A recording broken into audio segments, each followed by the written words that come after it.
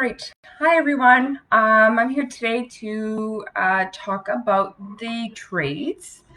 And I'm going to go through a little bit of the stereotypes that we're trying to get rid of when it comes to the trades. And then I'm going to just briefly mention our virtual reality program that we are also doing at Yes Employment. All right. So first off, did you know that close to 40% of Canadian small and medium-sized businesses are already having difficulty hiring new employees, and the situation is getting worse? If you are aware of um, the baby boomers, then you would be aware that a lot of them are close to retirement or have already started to retire, which is what's causing a big gap in our labor force, and more specifically in North Bay. Um, we're not expecting the labor shortages to get better for at least a decade. So we are definitely looking for people to fill this gap, more specifically in the skilled trades. So typically we'd have a discussion about what you would look for in a career, and then have a discussion with that and what your pathway would be. But I'm going to go directly into why the skilled trades, and I have a video to go with that. So I'll just go straight to why the skilled trades.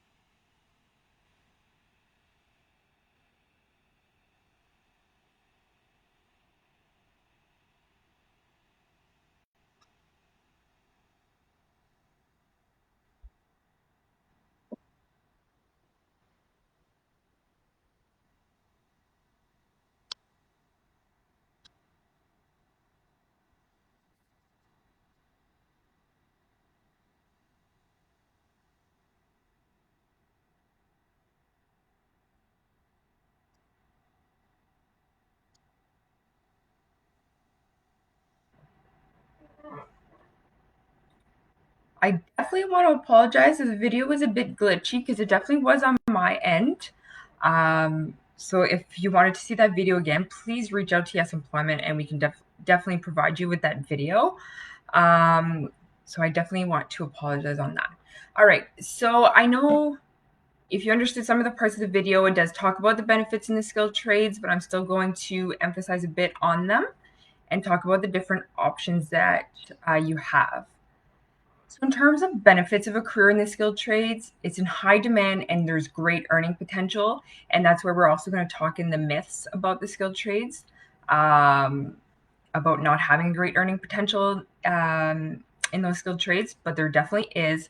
It uses cutting edge technology. It often starts with a paying job while you learn, which will be one of the pathways that we do talk about.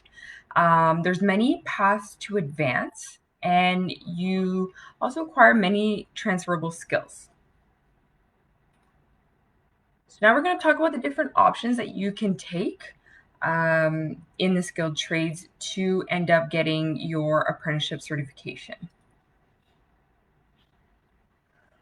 So if the applicant has been to college before or has previous work experience in the trade, then a conversation between your sponsor, which is the employer, your trainer, which is the supervisor, and the apprenticeship office will determine how many hours you will be credited towards your apprenticeship or what level of apprentice you'll start at based on how closely the college chosen program follows the Ontario College of Trades curriculum.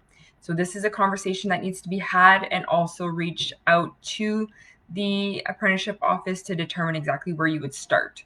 So let's talk about pathway A, which is the pathway to college first. So this pathway, you receive a college diploma pathway, and then you complete a registration with the Ministry of Labor, Trades and Skills Development for certification. And then, depending on the college program, as an apprentice, you may be exempted from completing one or more levels of the required trade school. So let's take an example. So I'm just going to take Dan, for example. So Dan graduated from high school in 1999. He went to college to take the welding course. He had some savings and was able to live at home that way. He did graduate with his welding certificate in 2000 and was offered a job almost immediately with a local manufacturer. He started out making minimum wage, and after 5 years, he was making $18 an hour. So back then, after 5 years of working there, so it was 2005 when minimum wage was just $7.45 in Ontario. So making $18 an hour back then was a very big difference compared to what minimum wage was. So we can't compare to what the minimum wage is now because also the hourly salary of a welder also goes up as well. So Dan had a young family and was finding it hard to support them on his wage, even though it was greatly higher than the minimum wage. He still felt with his young family that he wanted to make more. He had a brother who was a tradesperson. He was a licensed machinist, his brother, and knew that he was making significantly more money. So then in 2012, Dan was laid off by his employer after 13 years due to an economic downturn. So he got another job quickly because this is where we're going to talk about transferable skills. And he was highly motivated to obtain his trade certification. So he began as a machinist apprentice. And because of his past 13 years of experience and the knowledge that he gained during that experience, his previous employer was able to apply his previous hours to this machining apprenticeship, and his past employer signed all the applicable apprenticeship training standards and documents and everything like that. So Dan was able to challenge all three levels by writing the exemption exams and was a licensed machinist within 12 months, which is pretty quick. Dan then went on to do a millwright apprenticeship. This was challenging, given he had 3 kids at home and finding time to study was super hard. However, he completed the entire process in 2015. So now he's making top rate dollar and feels like he has enough job security that could prevent him from losing his job if the economy were to take a turn again and he would be affected that way. So things definitely worked out for Dan in the trades going to college first.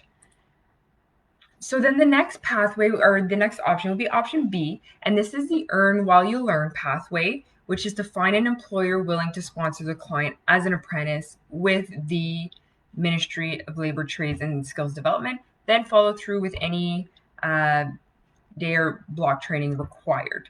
This one, a lot of people like this idea of earning while you learn, although it could be a little bit more difficult to find an employer willing to sponsor you right away without any type of schooling or experience. So an example for option B, we're just going to take Mike for example. So Mike graduated from high school in 2014, and he was part of the Ontario Youth Apprenticeship Program, as you may have heard as OYAP, and he fell in love with the electrical trade while on his co-op placement. So just when school was finished, Mike's teacher told him about a partnership with Yes Employment that would benefit both him and the employer. So then they came down to Yes Employment and registered. So then Mike was placed on a 12-week program where his wages were being subsidized by the provincial government through Yes Employment. And after 12 weeks, as per the agreement, Mike and his employer could show that Mike was a registered apprentice with the Ministry of Labor, Trades, and Skills Development. So at that time, Mike and the employer signed a second agreement with Yes Employment to subsidize for another 12 weeks. So because Mike was a level 1 electrical apprentice, he was now entitled to 40% of the journey person's wage according to the ministry's minimum wage standards for apprenticeships. And he was now earning $14 an hour while he's technically in school. So think also back then, minimum wage was not $14 an hour in 2014. So he was also making a bit more than your regular minimum wage. So Mike worked for about a year just to accumulate some hours in the electrical trade, and then took a temporary layoff to go to Durham College for his 8-week level 1 block training. And since he was able to get enough hours during that year, he was able to receive EI while he was away, and was able to apply for other government funding to help with living expenses and books. So after he completed his level 1, he received a raise to $17 an hour. And then he did the very same thing for his level 2, which then gave him a raise to $21 an hour when he returned to work. And then again with his level 3, which earned him $25 an hour for that after that block 3 that block training. So he is now a licensed journey person and makes $30 an hour. And he completed his apprenticeship. He had no debt and was able to purchase a truck right away. So definitely an upside to the earn while you learn with leaving school without any debt, or close to at the very least. All right, so now that we talked about the options that you have towards an apprenticeship, we'll just kind of go through the myths that you might have heard about the skilled trades, and basically the stereotypes, stuff like that, and kind of go through them. So a lot of youth, parents, and even educators throughout Canada have heard these myths or even believe some of these myths. So I definitely want to go through them one by one and kind of flip your mind a little bit. So the first myth would be university is for smart students, while the skilled trades are for students who do not do well academically. This is definitely not true, just because the skilled trades have also evolved tremendously, and there are many skills that you need in the skilled trades that you need to acquire before even entering the skilled trades. You need to be able to know maths and physics, and you need to read blueprints, and you need to have great problem solving skills. And there are just many skills that you need to be able to go into the skilled trades. And it doesn't necessarily mean that you are not good academically or that you are super strong academically. just some people honestly just prefer the hands-on type of training as well, and that's why the skilled trade is a good path for them.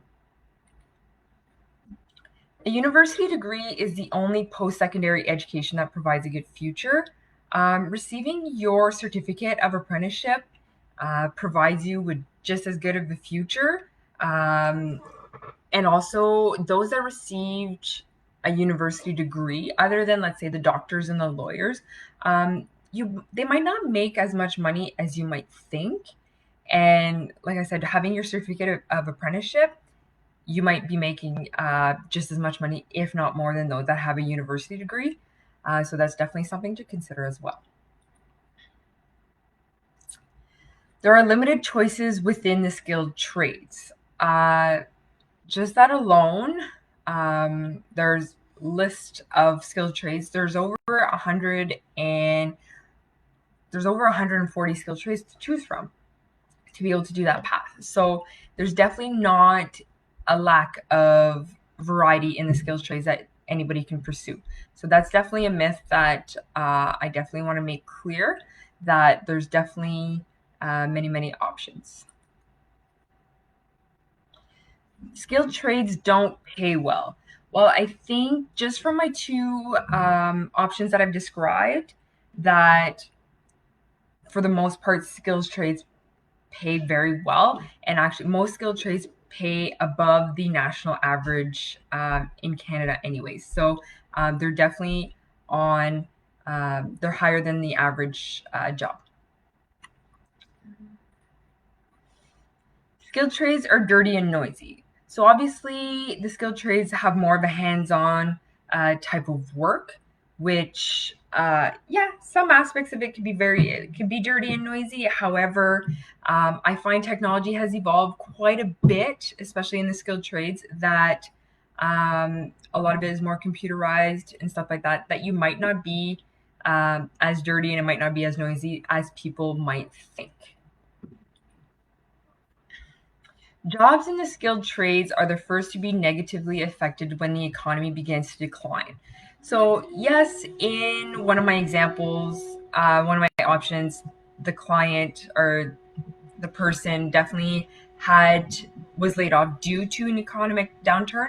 However, the people in the skilled trades have so many transferable skills and have learned so much just by doing, that they are able to find work almost immediately. And so the unemployment rate for someone who's qualified in the skilled trades is actually quite low, just because they're able to find a different job almost right away. Skilled trades are seasonal jobs. So there are trades that make it a little bit more difficult to do, let's say in the winter time. However, as I've mentioned with the technology before, um, most trades you're able to do all year round anyways. So before, there were a lot of trades that, okay, for carpentry, for example, it's like, oh, well, I can only do it in the summertime when it's a bit warmer weather. But now with the things that were invented, even to build houses, I've seen houses built in the wintertime, and there are renovations that could be done inside as well during the winter months. So a lot of carpenters are actually fully booked during the winter, just because there's just so many projects to be done, and they definitely do not lack any work. Jobs in the trades are dead end jobs. So that too, a lot of people think that, they get into the skilled trades and that's their only job for the rest of their career until they retire. I find now with companies and manufacturing companies and just different employers, there's like way to just move up as well. There you end up having there's management position, and then eventually you can own your own company, and there's always room to grow. So you're definitely if you have the drive and the willingness to move up in a company, there are definitely ways to do that. I wouldn't say that the trades are definitely a dead end job. Skilled trades are too physically demanding. So I've definitely heard this more so on the women's side of things, that have said that, oh, well, I bet you it's way too demanding. You just see men in the skilled trades. That's definitely not the case. Um, it's not just physical strength that are required from the skilled trades. Um, they're also just the skills that you can have that women are able to do just as well as men, whether it's the problem solving skills or the math skills or anything like that. And I've definitely seen women as well that are stronger than some men. So it's not something that we can stereotype as saying, oh, the skills trades are just for men, which is definitely not the case. Um, so it's not just about physical strength in the skills trades anymore, especially with the technology and the evolving of the trades. Women do not have the physical strength to perform the skilled trades. It kind of goes back with what I just said, is that it's not just about physical strength, and women can have many different strengths that can benefit anybody or any employer in the skills trades, um, just as well as men could. An apprenticeship program involves on the job training only.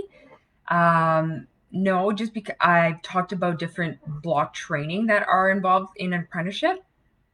So yeah, probably over 80% of the time you're doing on the job training, but a lot of people that go into the apprenticeship prefer the hands-on learning anyways. And then you end up doing most skilled trades are about 3 block training sessions of 8 weeks. I believe there's one block training that might be 12 weeks, but for the most part, they're 8 weeks block trainings that you do in school. So it's definitely not just on the job training as well, and you do more theory in the block trainings. Skilled trades are for students who don't have the financial ability to go to university.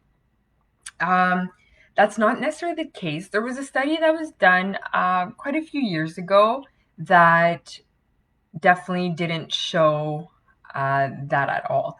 Is there a correlation potentially of parents with no post secondary education that their children did not go to university? Yeah, potentially, but it has nothing to do with the financial ability to go to university. So there are different ways that you can go to college. It doesn't have anything. It doesn't mean that you're dependent on your parents' salary to go. There is OSAP. There are grants. There are just different ways to ensure that you can go to post-secondary education, and also those you can have doctors and lawyers as parents that make a significant amount where you're just a hands-on learner or you're just interested in that type of work. So it has nothing to do with your family income on which path you are going to take. It's whatever you want to do. All right. So now that I've discussed the skills trades with you in terms of myths, in terms of the options and the benefits, I want to talk to you a little bit about our virtual reality that we have at Yes Employment that allows you to try these skills trades using virtual reality equipment. So I'm not going to go through every single skills trades that we have but some of these simulations that you guys can try, if you see at the bottom here. So there's welding, there's different types of welding, there's stick welding, construction welding, as well as even robotic welding operator. We have a residential electrician simulation, heavy equipment operator simulation where you are operating an excavator. There is HVAC technician, so that's heating, ventilation, air conditioning, CNC operator. We have also manual machinist. So it's good to know both if you're going into machining. We also have sheet metal worker. We have pipe fitter simulations. So if ever you guys want to try virtual reality, please reach out to Yes Employment. We can definitely set something up. I'm hoping I have one more video. I'm hoping it's not too choppy, just to talk about virtual reality real quick, and then I'll finish up the presentation.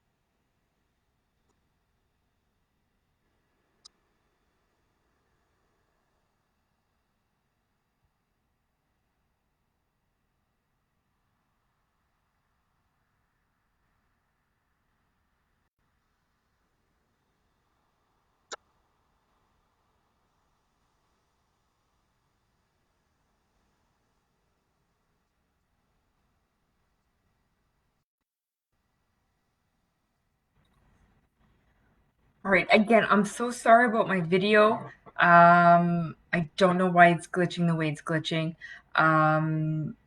Yes, so the virtual reality is available at Yes Employment. Please give us a call, and we can set something up if you're interested in trying any of the skilled trade simulations that we might have. So you can definitely give us a call at 705-476-3234. And also, I've included a survey. If you have 2 seconds to complete, I have included it, I believe, in the description as well as in the comments. So if you can take 2 seconds just to answer the survey, and we hope to hear from you to try out our virtual reality and say yes to the trades. Thank you, everybody.